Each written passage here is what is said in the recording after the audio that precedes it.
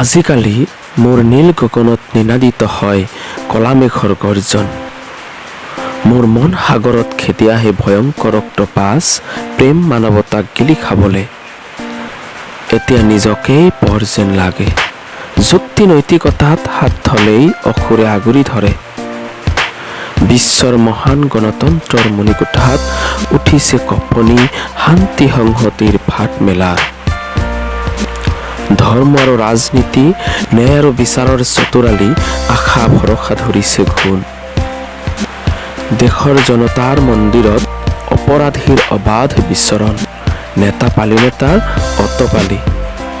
আমি হেনো জীৱশ্ৰেষ্ঠ, মানুহ নে ধৰ্ম বচন, জাতি ভাষা নে কৰ্ম।